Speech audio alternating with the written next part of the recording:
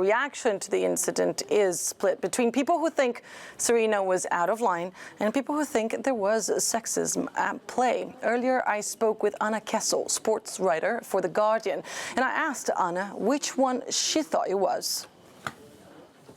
People are so divided, and I think it really depends in the way that you view this situation.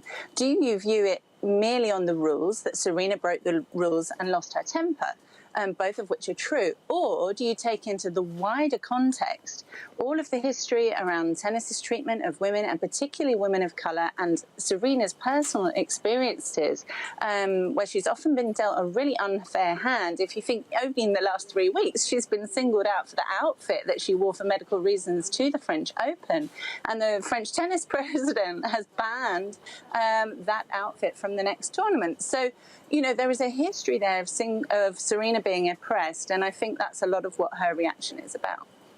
You're talking about double standards there. She talked a lot about double standards during that press conference, how, yes, some people are saying the umpire was following the rules, but that rules are not always evenly applied. I guess the bigger question here is, does tennis have a problem with women?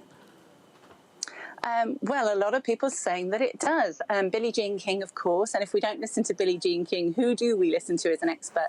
But also contemporaries of Serena like Victoria Azarenka, James Blake as a male ally.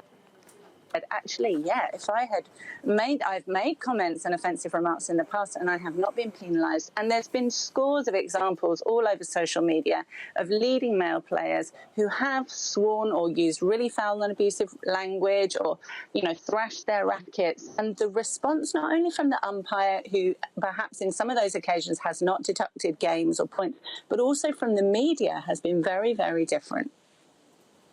And what, if anything, in your opinion, will people take away from this controversy? Will things change for women in tennis?